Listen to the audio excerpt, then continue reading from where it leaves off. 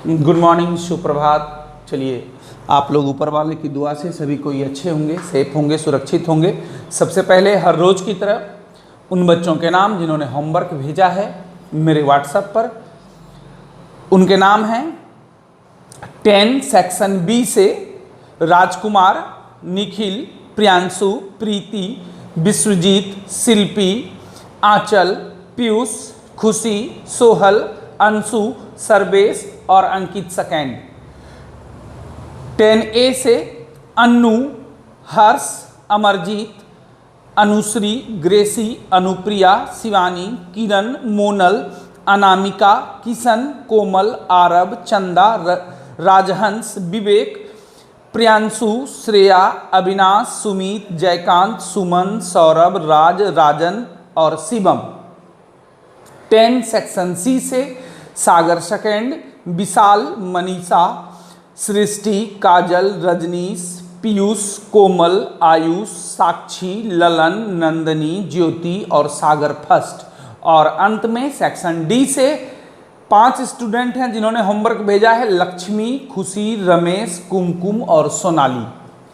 चलिए, अच्छी बात है। यदि किसी भी बच्चे के किसका नाम किसी दिन छूट जाए तो केवल आप हमें सूचना दे दें, ताकि मैंने जो एक अलग से लिस्ट बना रखा है, अपने पास कॉपी बनाई है कि जो बच्चे जिस दिन होमवर्क भेजते हैं मैं उनका नाम उस दिन वहाँ लिख लेता हूँ। यदि किसी का छूट जाएगा तो मैं लिख लूँगा, ताकि जब इंस्टीट्यूट खुलने पर ऐसे बच्चों को पुरस्कृत किया जाएगा जिन्होंने सबसे ज़्यादा दिन होमवर्क भेजा, तो फिर हमें काउंट करने में आसानी हो।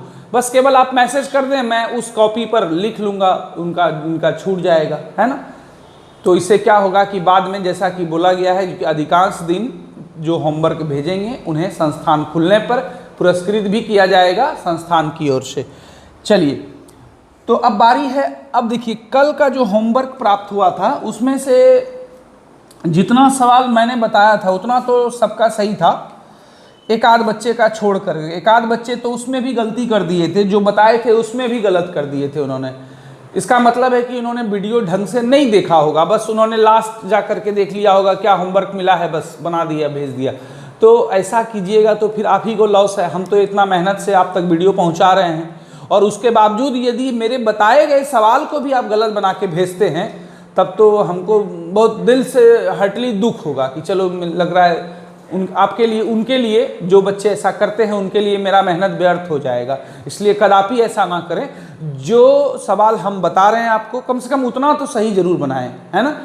उसके आगे यदि गलत हो गया तो हमको लगेगा कि चलिए आपने प्रयास किया होगा लेकिन नहीं बना, लेकिन जो बताए उसमें गलती मत कीजिए। चलिए, ठीक है। तो अब हम बचे हुए सवाल को बता करके आज प्रयास करते हैं कि इस चैप्टर को पूरी तरह विथ एग्जाम्पल समाप्त कर दें। तो चलिए देखिए, मीना नाम की एक लड़की है, एक्सरसाइज 3.4, 2 का 3 नंबर तक बता दिए थे, अब 2 का 4 नंबर, 2 का 4 नंबर। मीना नाम की एक लड़की है, 2000 रुपया निकालने के लिए एक बैंक गई। उसने अपने खजांची से, खजांची मतलब वहाँ का जो बैंक का कैशियर होगा, उससे 50 रुपये एवं 100 रुपया के नोट देने के लिए कहा। मीना ने कुल 25 नोट प्राप्त किए। ज्ञात कीजिए कि उसने 50 रुपया के और 100 रुपया के कितने कितने नोट प्राप्त किए। देखिए, हम आपको बोले थे ना कि सवाल को आराम से रुक रुक कर आप पढ़िए, तो क्या होगा कि आपका जो भी डाउट हो जाएगा वो क्लियर हो जाएगा। देखिए, मीना 2000 रुपया निकालने के लिए बैंक गई। सबसे पहला बात क्या है कि मीना कितना निकालने के लिए बैंक गई? 2000 रुपया। आप मान लीजिए मीना के जगह आप ही गए, 2000 रुपया का चेक लेकर के गए बैंक के पास। बैंक जो भी खजांची था, जो कैशियर था वहाँ, उसको चेक दे दिए और आपने उसको बोला कि देखो भाई, हमको केवल 50 रुपया और 100 रुपया का ही नोट देना, आपको कुछ काम होगा, है ना। आपने बोला 2000 का जो चेक उसको दिया पैसा निकालने के लिए, आपने रिक्वेस्ट किया खजांची को कि भाई हमें 50 रुपया वाला और 100 रुपया वाला ही नोट देना, दूसरा नोट नहीं देना। ऐसा नहीं कि 2000 का नोट लेने गए हमको 500 का 4 ठो दे देना। नहीं भैया 500 वाला हमको ज़रूरत नहीं है। हमको क्या कौन कौन सा नोट देना, एक तो 50 रुपया का नोट देना और एक 100 रुपया वाला नोट देना, है ना। हमको इसी का कुछ काम है, कुछ भी काम है, ठीक है। तो क्या किया, खजांची ने उसे नोट दे दिया, 2000 दे दिया। जब नोट दिया तो 2000 तो दिया, तो 2000 तो पूरेगा ही। साथ साथ नोटों की संख्या कितनी है, 25 है। 25 पीस, 25 टुकड़ा मान के चलिए, टुकड़ा नहीं बोलिए, है ना। तो नोटों की संख्या कुल कितना है, 25 है। मतलब 50 रुपया वाला और 100 रुपया वाला नोट मिला करके नोटों की संख्या कितनी है, 25। हो सकता है कि 10 ठो 50 रुपया का नोट हो, और 15 ठो 100 रुपया का नोट हो, या 15 ठो ये हो, ये 10 ठो, ये 20 हो, ये 5 हो, ये 22 हो, ये 3 हो। अब क्या है वही निकालना है ना, क्या है वही निकालना है कि मीना ने 50 रुपया के कितने नोट प्राप्त किए और 100 रुपया के कितने नोट प्राप्त किए, बस यही सवाल है। तो मान लेंगे, माना जो पूछा जाता है। देखिए इसमें भी 2 टर्म है, 50 रुपया और 100 रुपया के कितने कितने नोट हैं, यही पूछा गया है। अंतिम लाइन पढ़िए तो वही मान लेंगे जो हम लोग करते आए हैं। माना 50 रुपया के नोटों की संख्या बराबर x एवं 100 रुपया के नोटों की संख्या बराबर y। प्रश्न से सबसे पहले देखिए क्या दो इक्वेशन कैसे बनाएंगे, बस 2 इक्वेशन बनाना है, उसके बाद विलोपन विधि से x y का मान निकाल लेना है। देखिए सबसे पहला तो नोटों की संख्या कितनी है, 25। मतलब 50 रुपया का और 100 रुपया का दोनों नोट मिला करके 25 ठो होना चाहिए। ठो ठो समझते हैं हम लोग, बिहारी भाषा में बोलते हैं ठो। का ठो आदमी आया है, 4 ठो है, 4 ठो वही संख्या बताता है वो, है ना। तो चलिए वही पूछ रहा है कि का ठो नोट है, 25 ठो, मतलब 25 पीस, 25 टुकड़ा है। तो मतलब 50 रुपया का नोट और 100 रुपया का नोट दोनों का पी संख्या जोड़ के कितना है, 25। एक समीकरण बन गया। क्या कर रहा था कि दोनों के नोटों की कुल संख्या 25 है, 25 नोट प्राप्त किए, है ना। एक 50 रुपया का और 100 रुपया का मिला करके कितना पीस नोट आया, 25 पीस, जिसको बिहारी में हम लोग ठो बोलते हैं, वही हुआ। तो दोनों के नोटों की संख्या जोड़ देंगे तो 25 हो जाएगा। चलिए अब पुनः प्रश्न से, अब देखिए कह रहा है दोनों, हाँ अब एक इक्वेशन तो इससे बना लिए, अब एक इक्वेशन हम इससे बनाएंगे।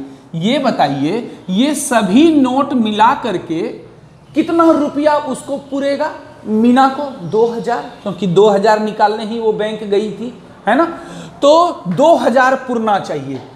तो अब देखिए 50 रुपया का कितना पीस नोट प्राप्त की है वो लड़की, x पीस, तो 50 गुना x। मान लीजिए सपोज दैट, आप खुद से कल्पना कीजिए आपके पास 4 पीस है 50 रुपया वाला, तो मतलब कितना है आपके पास। कोई पूछेगा बताओ जी कितना रुपया है, तो आप क्या करेंगे, 50 रुपया को जितना पीस है संख्या से गुना कर देंगे। आप बोलेंगे सर मेरे पास 200 रुपया है ना। उसी तरह से 50 रुपया का कितना नोट है, x, तो कितना पैसा हो गया, 50 गुना x, संख्या से गुना कर देंगे। उसी तरह 100 रुपया वाला कितना नोट है, y। यहां भी आप सोच सकते हैं 100 रुपया वाला 10 पीस है आपके पास, तो कितना है, 100 रुपया गुना संख्या से गुना कर दीजिए तो 1000 हो जाएगा, है ना। उसी तरह यहां पर 100 रुपया वाला कितना पीस माने हैं, y, तो कितना धन हो गया आपके पास, 100 गुना y। और दोनों मिला करके मीना को कितना रुपया प्राप्त होना चाहिए? 2000, क्योंकि 2000 रुपया निकालने के लिए ही वो बैंक गई है, तो बैंक उसको 2000 ही देगा ना 2000 से कम देगा ना 2000 से ज्यादा देगा। तो देखिए अब हम लोग दूसरा इक्वेशन भी बनाने के कगार पर हैं। फिर से एक बार हो जाए। 50 रुपया का कितना पीस नोट प्राप्त हुआ? एक्स पीस संख्या है वो, तो कितना धन कितना हो गया? टोटल रकम 50 गुना एक्स। और 100 रुपया का कितना है?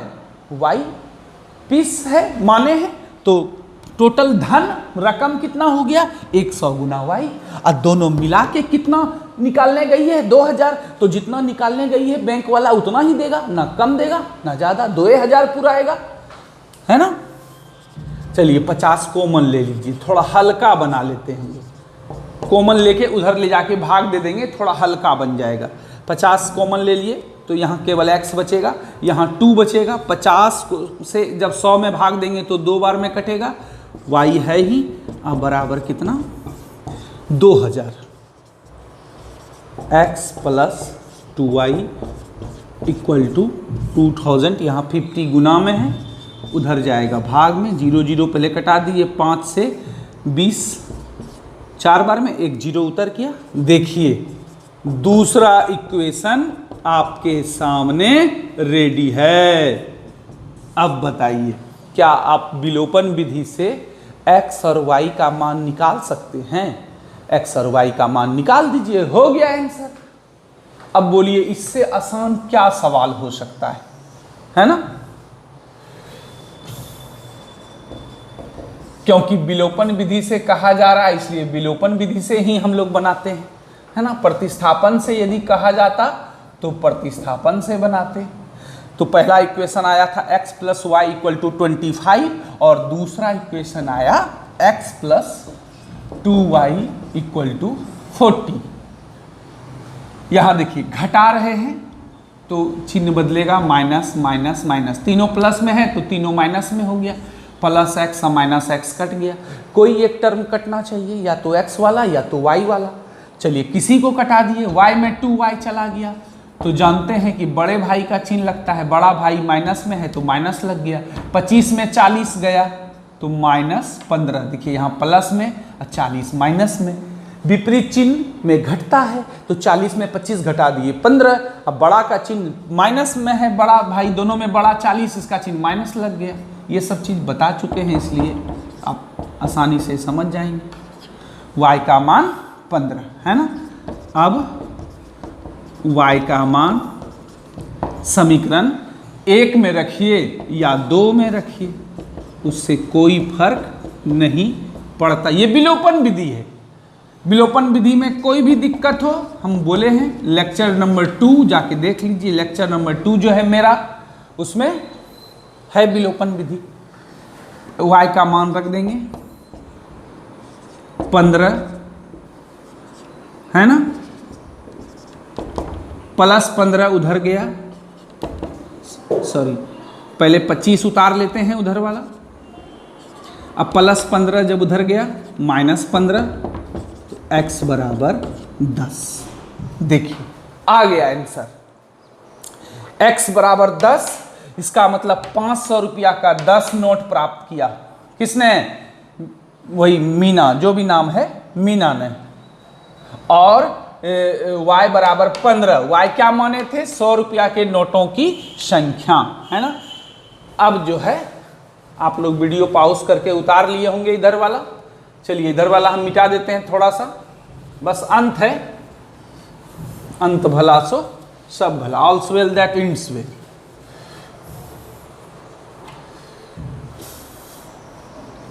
वीडियो बीच बीच में रोक करके क्या क्या कीजिए, उतार लिया कीजिए। देखिए x बराबर, अतः यहाँ माना के जगह क्या लिखेगा? अतः।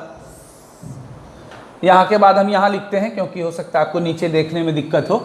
अतः 50 रुपया के नोटों की संख्या x माने थे, x बराबर 10 निकला। और 100 रुपया के नोटों की संख्या y माने थे, y बराबर 15 निकला। यही आंसर।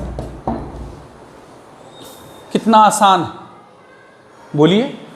अब देखिए वही जांच, आपका आंसर सही आया या गलत। देखिए 50 रुपया का नोट कट है 10 और 100 रुपया का नोट 15 पीस, तो 15 10 25। देखिए पहला लाइन तो मिल गया।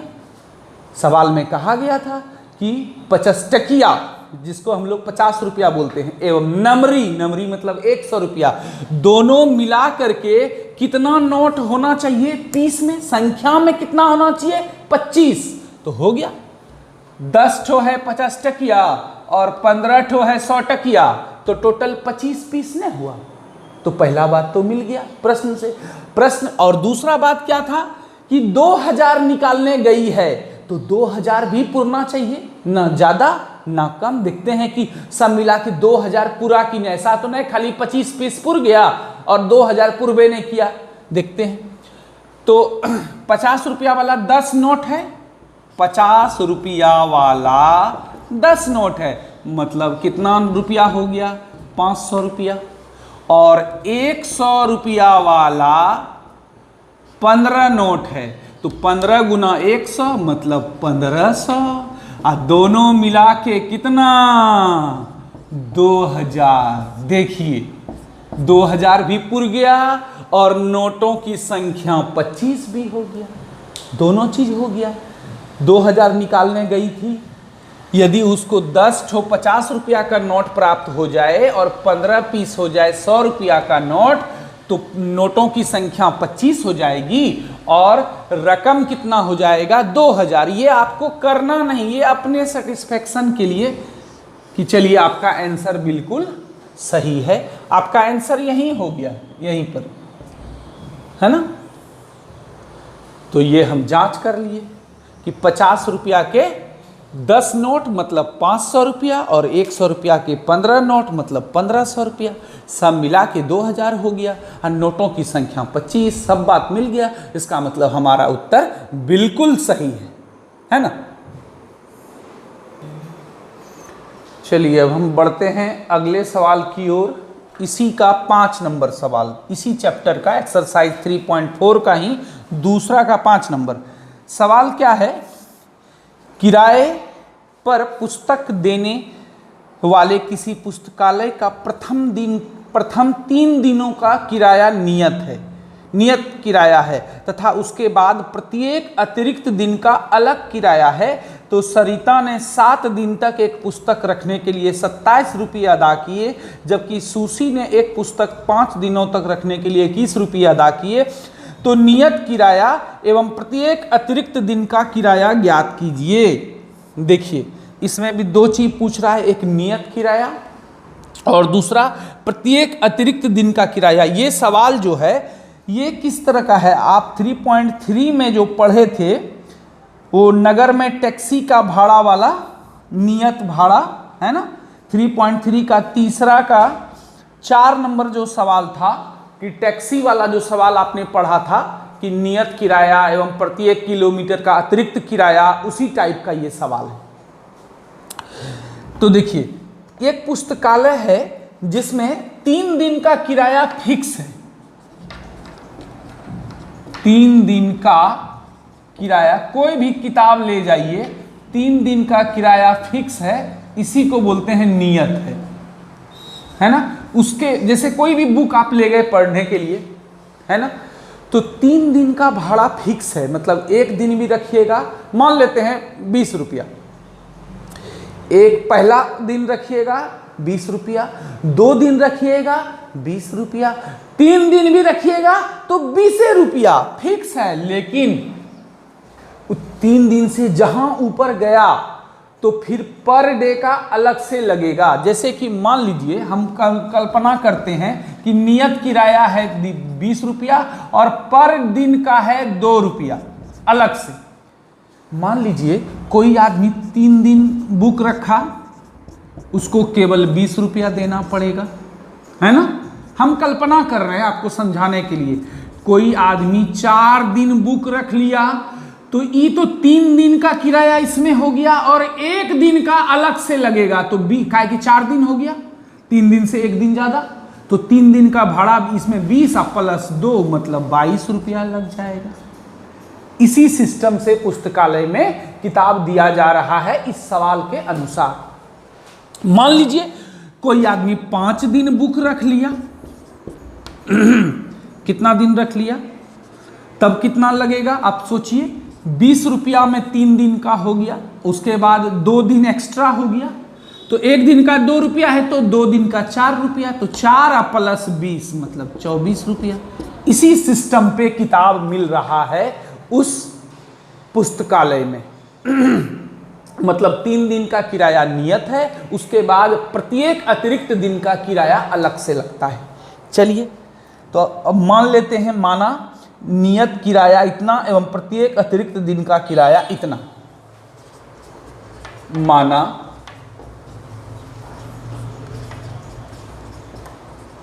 नियत किराया बराबर x रुपया एवं प्रत्येक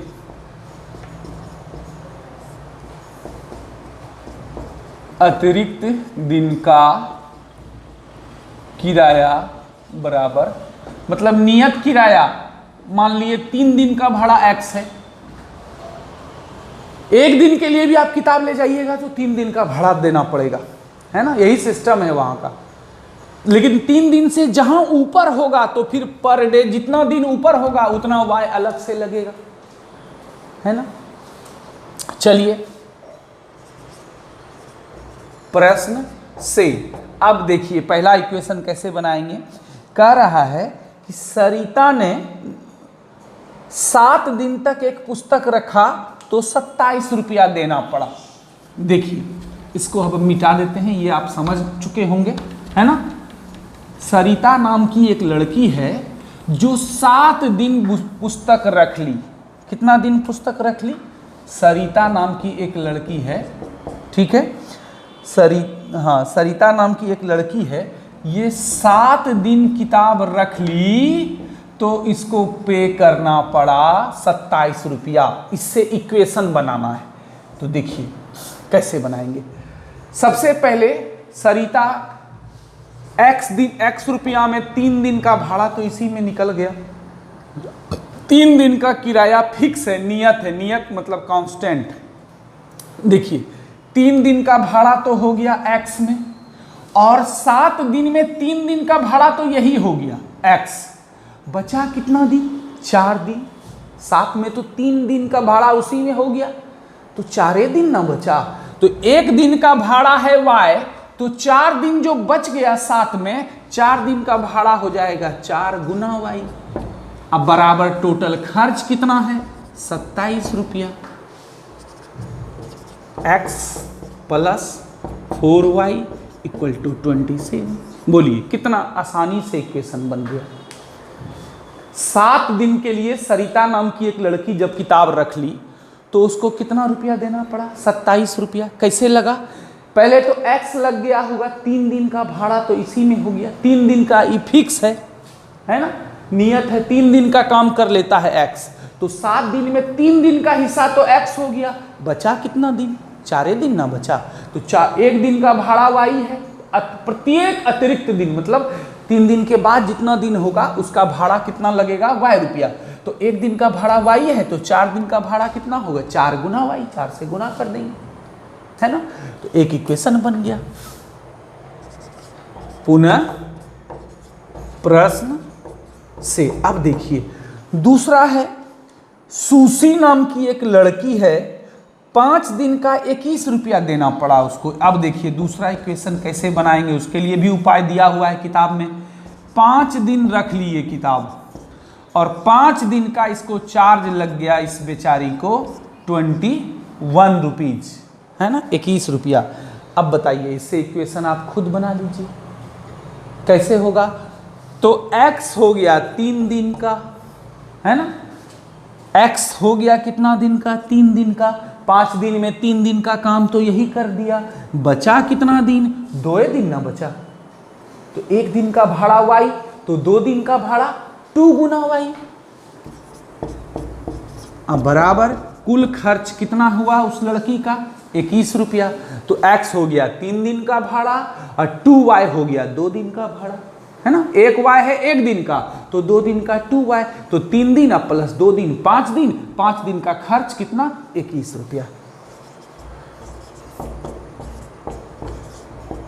x प्लस 2y है ना बराबर 21। अब आपके सामने 2 इक्वेशन है।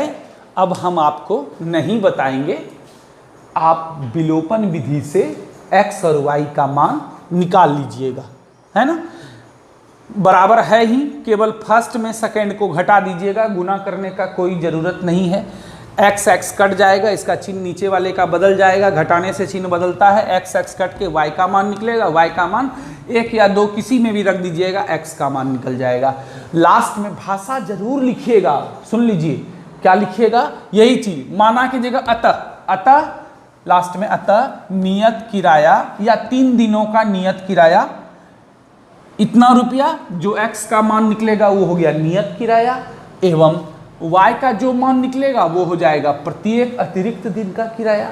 लास्ट में भाषा में लिखिएगा अतः नियत किराया बराबर इतना रुपया एवं प्रत्येक अतिरिक्त दिन का किराया बराबर इतना रुपया, हो गया आंसर।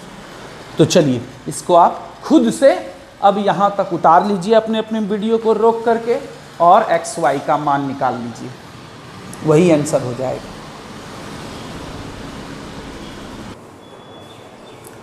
चलिए अब हम लोग एक्सरसाइज तो समाप्त हो गया, अब हम लोग एग्जाम्पल को भी थोड़ा देख लें, आज ये चैप्टर पूरी तरह कंप्लीट हो जाएगा। एक जो एग्जाम्पल है, एग्जाम्पल नंबर 11 पेज नंबर 60, इसी चैप्टर का एग्जाम्पल है, थोड़ा सा उस पर गौर करें। ये अनुपात वाला सवाल है, अनुपात वाला सवाल हम लोग इस टाइप का पहला सवाल पढ़ रहे हैं, इसलिए थोड़ा सा पढ़ लीजिए, ये अच्छा सवाल है, बोर्ड एग्जाम में कई बार पूछा भी गया है, थोड़ा सा अच्छा सवाल है औरों की अपेक्षा। 2 व्यक्तियों की आय का अनुपात 9:7 है। 2 व्यक्ति का आय, आय माने होता है इनकम, 2 व्यक्ति है A और B, इसका आय का अनुपात है 9:7, मतलब इनकम उसका जो सैलरी है जो कमाता है, दोनों का अनुपात कितना है 9:7, मतलब A वाला ज़्यादा कमाता है और B वाला कम कमाता है। अनुपात का मतलब आप समझते हैं। देखिए इसको अपने पे उदाहरण ले लीजिए, जैसे कि मान लीजिए आपके पिताजी कमाते हैं, किसी एक लड़का का पिताजी कमाता है 20,000 रुपया महीना और दूसरे का पिताजी कमा रहे हैं 36,000 रुपया महीना, ठीक है। हम कहेंगे कि दोनों के पिताजी का आय का अनुपात कैसे निकालोगे, तो पहले वाले लड़के के पिताजी का जो इनकम है उससे दूसरे से भाग दे देंगे। देखिए 3 0 3 0 कट गया, 4 से 5 बार में, 4 से 9 बार में, 5/9 इसी को अनुपात बोलते हैं। 5:9 आया, नहीं आया? अनुपात समझ गए? इनकम का कोई भी चीज़ का अनुपात निकाल सकते हैं। मान लीजिए आपका उम्र है 14 वर्ष 14, और आपके दोस्त का एक दोस्त है उसका उम्र है 16, हम कहेंगे दोनों की आयु का अनुपात निकालो, तो दोनों में भाग दे देंगे। जिसका पहले बोलेंगे नाम, जैसे हम बोले मोहन और राजू की आयु का अनुपात, मोहन पहले बोले तो मोहन का आयु ऊपर रहेगा, जिसका बाद में बोले उसका आयु नीचे रहेगा। जिसका नाम मेरे मुंह से बाद में निकला तो राजू का बाद में निकला तो राजू नीचे चला जाएगा। अब कटा दीजिए, 2 से 7 बार में 2 से 8, यही हो गया दोनों की आयु का अनुपात। नहीं कटता तो वही हो जाता। मान लीजिए एक का आयु 14, एक का 15, तो दोनों की आयु का अनुपात 14:15, है ना। तो अनुपात आप समझ गए होंगे अनुपात क्या होता है। तो वही एक सवाल है, समझिए अच्छा से, कि दोनों की आयु का आय माने इनकम, 2 व्यक्ति के आय का अनुपात कितना है 9:7, ठीक है। इसका मतलब ए ज्यादा कमाता है, बढ़िया है। और उनके खर्च का अनुपात 4:3 है। देखिए खर्च का भी अनुपात दिया हुआ है, A/B, मतलब ए वाला खर्च भी ज्यादा करता है। ये 4 रुपया करता है तो ये 3 रुपया करता है, बी कम करता है।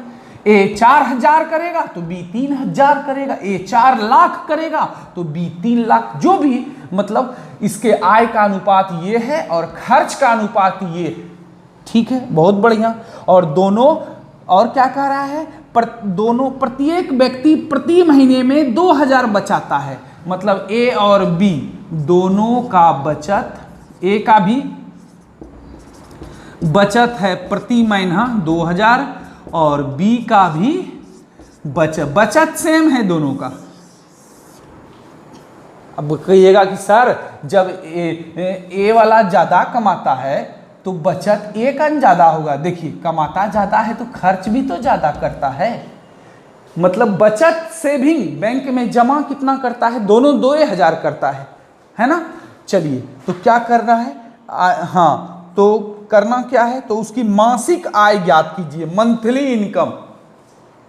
ए का मंथली इनकम क्या है और बी का मंथली इनकम क्या है। देखिए, अनुपात वाले सवाल में गुणांक माना जाता है। याद रखिए, आगे आपको बहुत सारा सवाल आएगा जब आप आगे इंटर में जाएंगे या कंपटीशन की तैयारी करेंगे। तो अभी इस टाइप का पहला सवाल आया है अनुपात वाला, तो मानेंगे, माना दोनों व्यक्तियों की आयों मतलब यही आय, या आयों ने अच्छा लग रहा है सुनने तो आय का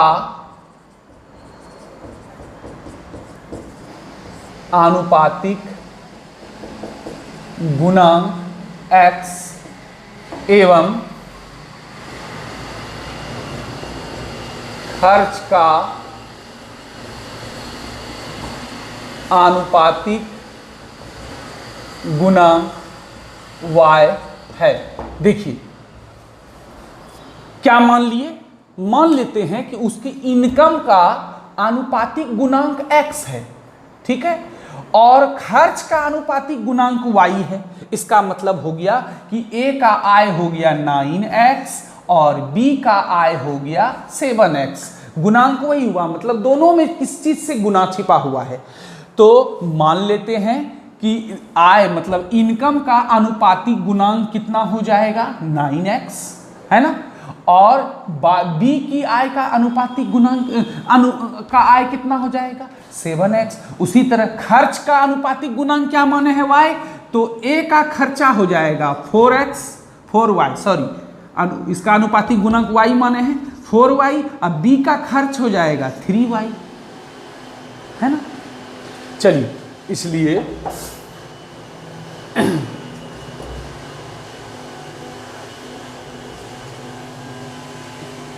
ए की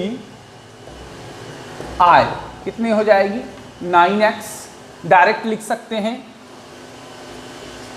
बी की आय कितनी हो जाएगी, 7x। मतलब ये कट छट के 9:7 आया है ना। ऐसे भी मान लीजिए 9x/7x आप यदि करेंगे तो x कट के 9/7 नहीं आ जाएगा, 9:7 वही तो आ गया, घूम फिर के हम लोग वहीं आ गए।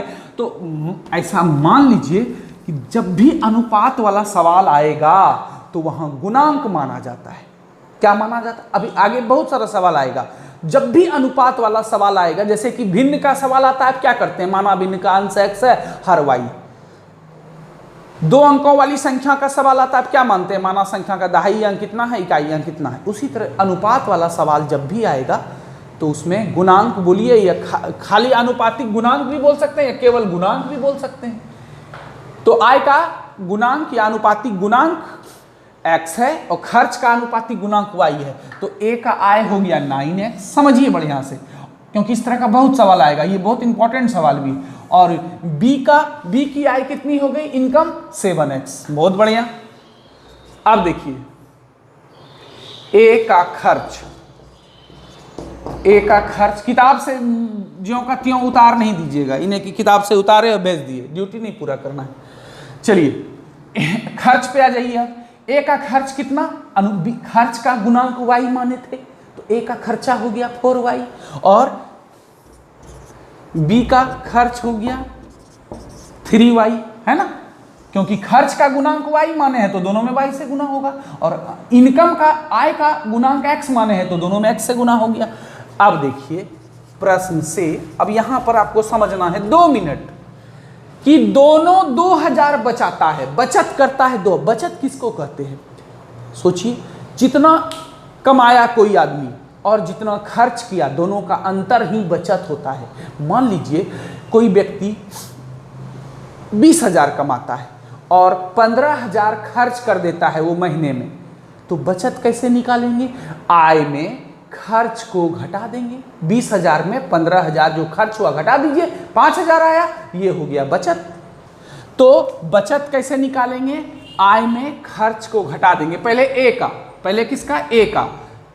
तो ए कमाता है 9x और खर्च करता है 4y।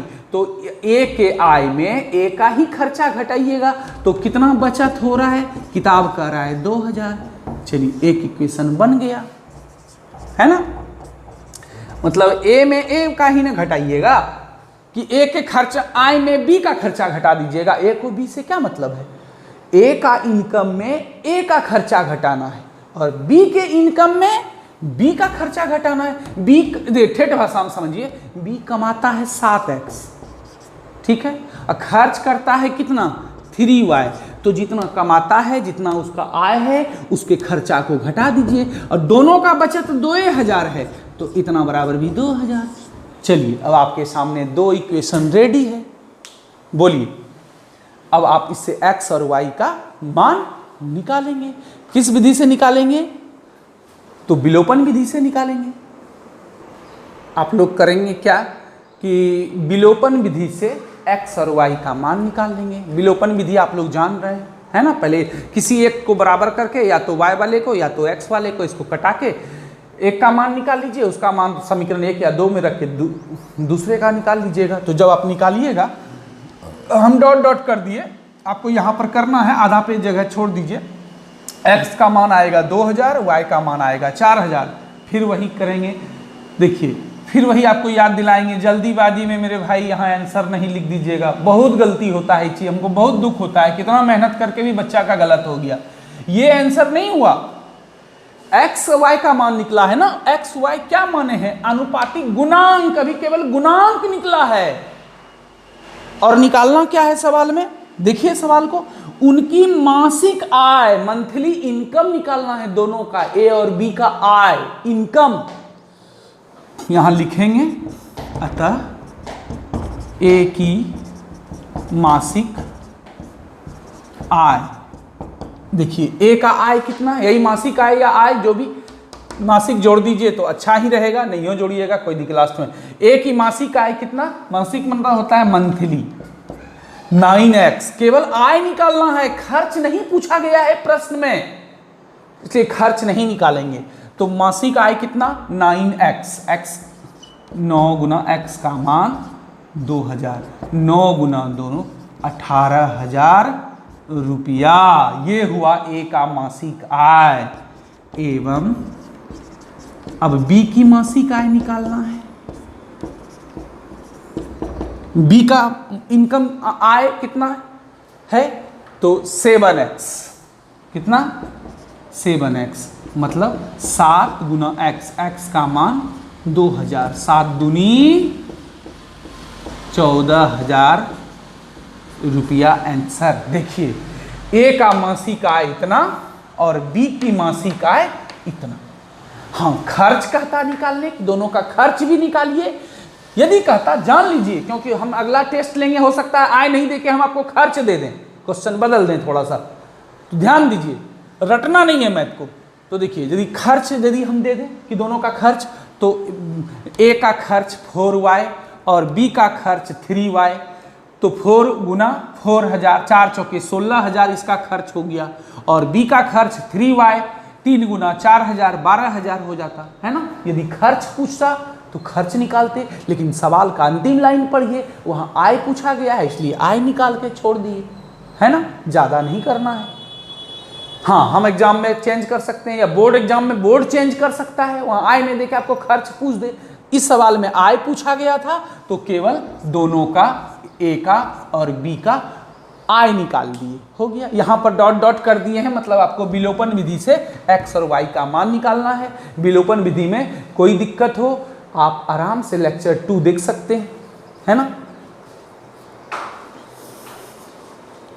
चलिए इसको उतार दीजिए, बहुत अच्छा सवाल है, समझ गए होंगे। यदि कोई दिक्कत हो तो थोड़ा वीडियो को बैक करके दोबारा देख सकते हैं। चलिए अब 2 एग्जाम्पल बचा हुआ है, हम इसको जल्दी जल्दी आपको हमें हिंट्स दे देते हैं, बनाइएगा आप खुद। देखिए उदाहरण 12, एग्जाम्पल नंबर 12 क्या कर रहा है कि विलोपन विधि का प्रयोग करके निम्न रैखिक समीकरण युग्मों के सभी संभव हल ज्ञात कीजिए। ये दिया हुआ है, कह रहा है विलोपन विधि का हल करके। देखिए हम आपको कई बार बता चुके हैं कि विलोपन विधि या प्रतिस्थापन या वज्र गुणन, इससे केवल किसका हल ज्ञात किया जा सकता है? अविरोधी वाले का, जिसका केवल एक हल होता है। तो हम लोग ऐसा करते हैं, हम मौखिक जब देख रहे हैं 2/4 1/2 1/2 और यहाँ 8/7 अलग आ गया, मतलब ये दोनों इक्वल टू है और ये दोनों नॉट इक्वल टू है। तो आप इसको सबसे पहले क्या करेंगे,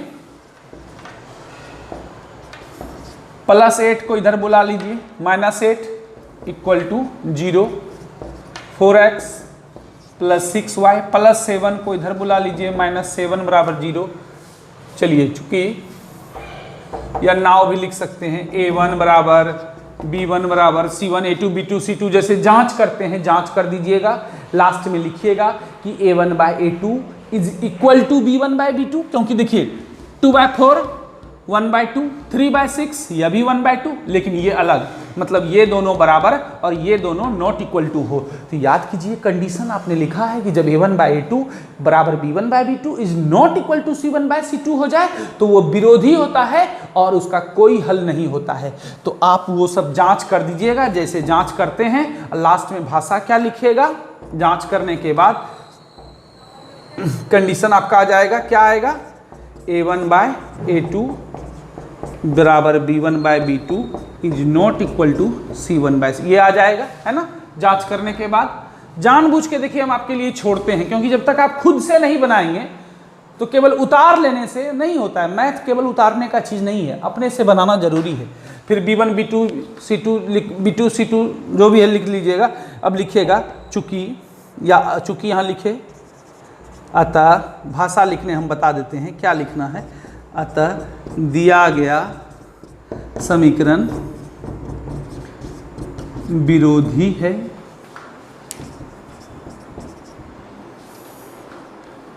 इसका हल संभव, इसका कोई हल संभव नहीं, बात खत्म।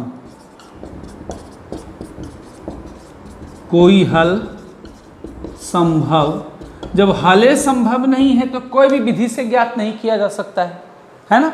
चाहे कोई भी विधि हो, जब हल होता ही नहीं है इसको, है ना। तो बस एक लाइन लिख देना था, दिया गया समीकरण विरोधी है, इसका कोई हल संभव नहीं है।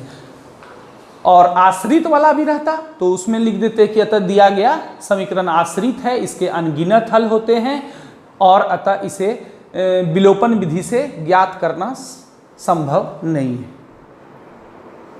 चलिए इसको आप लोग बीच में थोड़ा सा छोड़ दिए, आपके लिए वो खुद से करना है।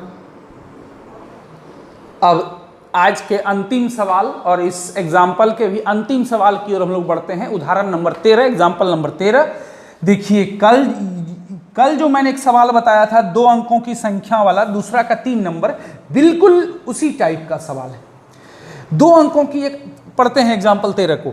2 अंकों की एक संख्या एवं उसके अंकों को उलटने से बनी संख्या का योग 66 है। यदि संख्या के अंकों का अंतर 2 हो तो संख्या ज्ञात कीजिए और ऐसी संख्याएं कितनी हो सकती हैं। देखिए ये जो अंतिम लाइन जोड़ दिया, इसमें थोड़ा सा आपको संभल के बनाना होगा।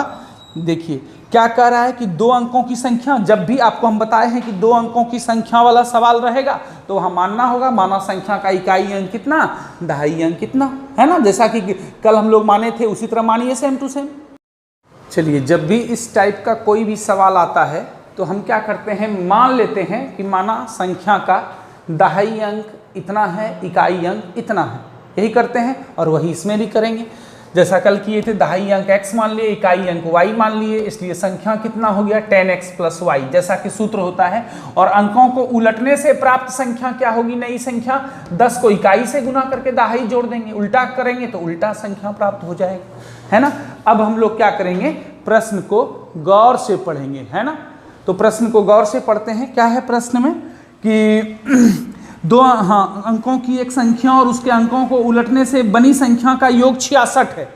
देखिए, दो अंकों की एक संख्या है और उसके अंकों को पलटने से जो संख्या है उनका योग कितना है, 66 है।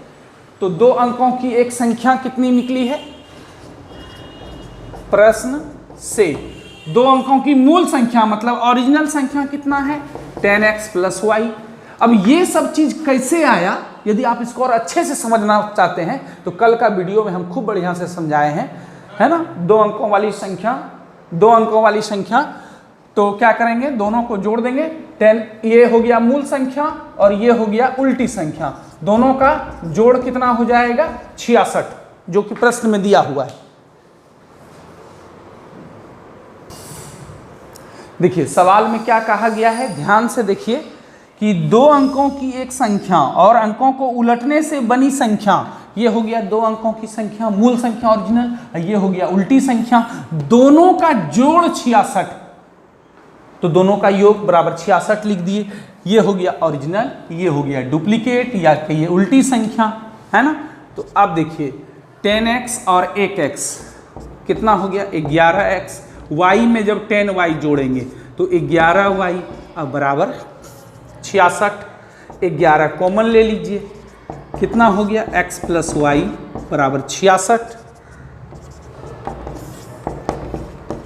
11 गुना में है, इधर जाएगा भाग में, कटा दीजिए,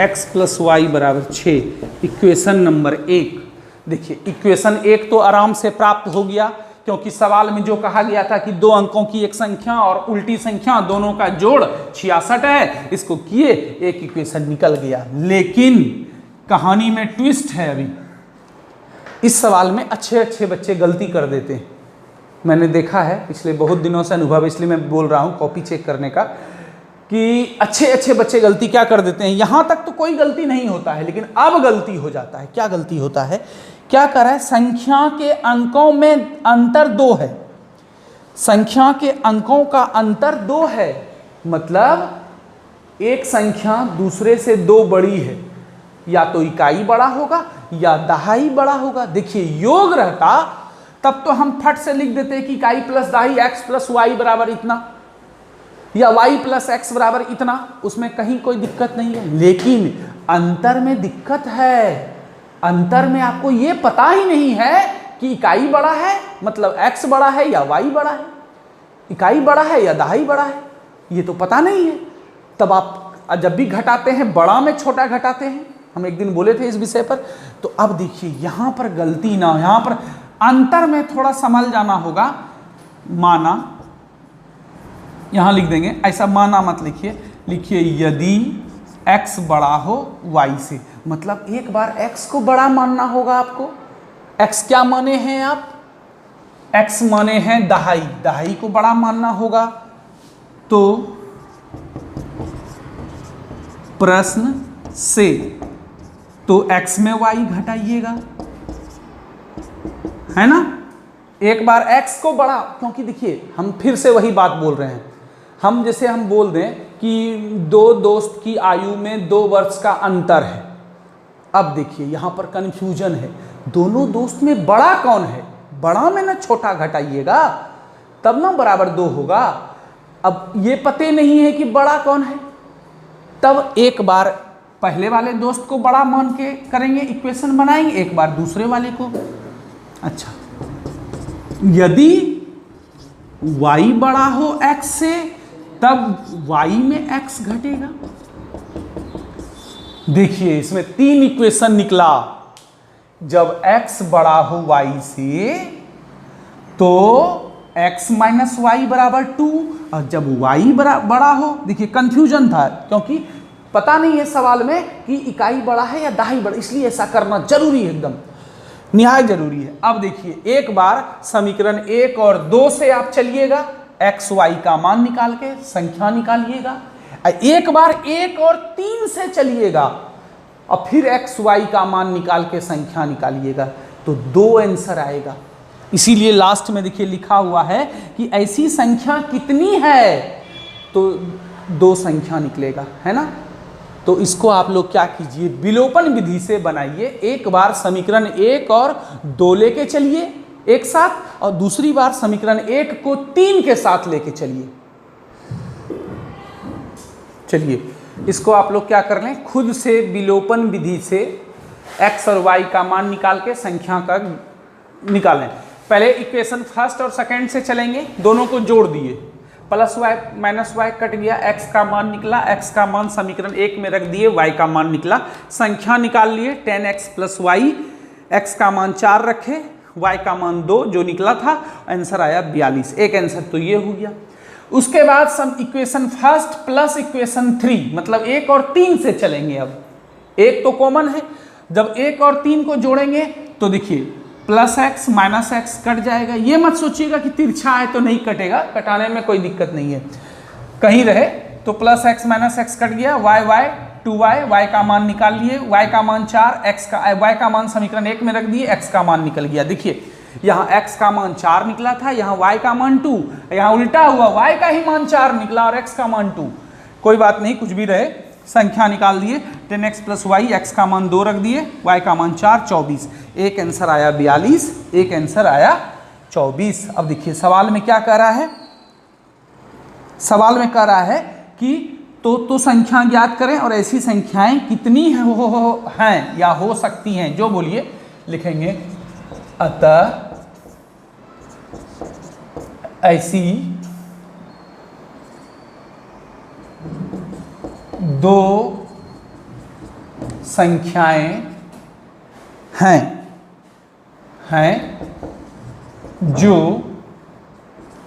42, या ऐसा भी लिख सकते हैं जो क्रमशः, एक निकला 42, एक निकला 24, मतलब एक 42 भी आंसर सही हो सकता है और 24 भी सही हो सकता है। 42 एवं 24 है, हो गया फाइनल। ऐसी कितनी संख्याएं हो सकती हैं? 2 संख्याएं हो सकती हैं, दोनों ही आंसर सही है। दोनों पर जब आप जांच कीजिएगा, जो हम बताएं अपने संतुष्टि के लिए, तो दोनों पर सेटिस्फाई करेगा, दोनों को सेटिस्फाई करेगा, दोनों ही आंसर को। आप चाहें तो घर में कर सकते हैं, वीडियो बहुत लंबा हो रहा है इसलिए नहीं खींचेंगे। और कौन कौन सी संख्याएं हो सकती है? 42 और 24। ऐसा इसलिए हुआ क्योंकि अंतर दे दिया था, योगफल देता तो कोई लफड़ा नहीं, तब नहीं होता 2। तो आप लोग अपने अपने वीडियो को पॉज करके क्या करें, उतार लें। अब ये चैप्टर पूरी तरह से कंप्लीट हो चुका है। अब आप लोग को हम होमवर्क देने जा रहे हैं, है ना।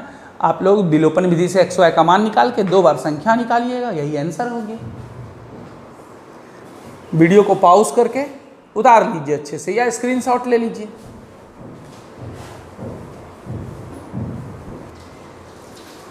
चलिए अब बारी है आज के होमवर्क की। तो होमवर्क से पहले मैं एक चीज़ बता दूं, इम्पोर्टेंट बात, कि देखिए बहुत जल्द अब इंस्टीट्यूट की तरफ से लाइव क्लास शुरू किया जाएगा। एक रूल है यूट्यूब का, जब तक कि आपका सब्सक्राइबर 1000 पूरा नहीं होता है, आप लाइव क्लास नहीं ले सकते हैं। लाइव का मतलब समझते हैं आप लोग? टीवी पर देखते होंगे लिखा हुआ लाइव ही लाइव। लाइव का मतलब होता है कि जीवित। यहाँ जीवित के सेंस से नहीं है, मतलब कि जैसे वहाँ पर कोई बोलता है और आप यहाँ सुनते हैं, तो उसको लाइव कहा जाता है। जैसे क्रिकेट मैच, कोई इंडिया ऑस्ट्रेलिया का मैच हो रहा है ऑस्ट्रेलिया में, और आप इसको घर बैठे, वहाँ दौड़ रहा है कोई, यहाँ आप उसको देख रहे हैं, मतलब लाइव हो रहा है, वो रिकॉर्डेड नहीं है। ऐसा नहीं कि 1 घंटा पहले मैच हुआ था और आप अभी देख रहे हैं, नहीं, वहाँ हो रहा है और आप यहाँ देख रहे हैं, यही होता है लाइव। तो उसी तरह से YouTube पर लाइव क्लास अब हम लोग शुरू करेंगे बहुत जल्द, विदिन 1 वीक, 1 सप्ताह के अंदर। मतलब हम यहाँ क्लास लेंगे और आप वहाँ क्लास करेंगे, क्योंकि हम लोग का सब्सक्राइबर 1000 पार कर चुका है, इसलिए हम लोग को लाइव का ऑप्शन मिल गया है ना। तो लाइव क्लास होगा। लाइव क्लास में एक सबसे बड़ा बेनिफिट क्या होगा कि आप कमेंट बॉक्स में लिख करके कुछ पूछ सकते हैं। मान लीजिए बहुत सारे बच्चे पढ़ रहे हैं लाइव क्लास में, किसी को कोई दिक्कत हो गया तो कमेंट बॉक्स में लिखे कि सर वहाँ x-2y कैसे आया, जो भी है हिंदी में इंग्लिश में जैसे भी आप लिखेंगे तो हम आपके कमेंट को देख करके फिर से उसको समझा सकते हैं। मतलब जस्ट जैसे क्लास में आप पूछ सकते हैं उसी तरह कमेंट बॉक्स में आप लिख के हमसे पूछ सकते हैं। अभी जो अभी आपको पढ़ा रहे हैं ये तो सुबह में रिकॉर्ड करते हैं, उसके बाद फिर रिकॉर्ड करके अपलोड करते करते 12-1 बज जाता है, तो उसमें आप पूछने में पूछ नहीं पाते हैं। तो जब लाइव क्लास होगा तो उसमें आप कमेंट बॉक्स में कुछ लिख करके पूछ भी सकते हैं। तो बहुत जल्द अब आपके सामने लाइव क्लास शुरू होगा और भी शिक्षकों का मेरे साथ साथ, है ना, और 9th 8th का भी लाइव क्लास स्टार्ट हो जाएगा। आप उन लोगों को भी सूचना दे दीजिएगा।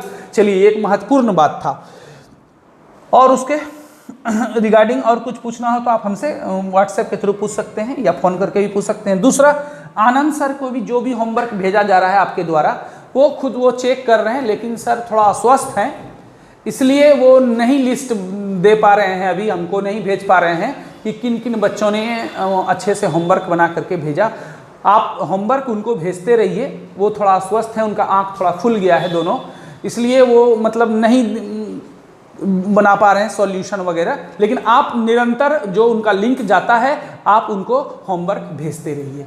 चलिए, अब आज का होमवर्क क्या रहेगा? एक्सरसाइज 3.4 उदाहरण सहित विथ एग्जाम्पल, मतलब एक्सरसाइज भी और एग्जाम्पल भी। देखिए, आप कहिएगा सर कल भी मिला था यही 3.4 एक्सरसाइज है, कल एग्जाम्पल नहीं दिए थे, पहला बात। और दूसरा, मैथ है, देखिए 2 बार 3 बार नहीं बनाइएगा तो फिर नहीं होगा।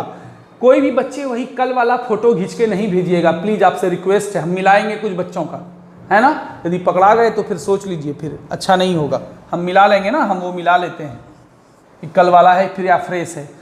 तो जो भी हो, तो 3.4 उदाहरण सहित आपको, मतलब एग्जाम्पल 3 ठो है और एक्सरसाइज में ज़्यादा नहीं है, कितना है 5 और 4 9 सवाल है। 9 3 12 सवाल मात्र आपको भेजना है, रफ पर ही भेजना है, अभी हम फेयर आपको नहीं दे रहे हैं,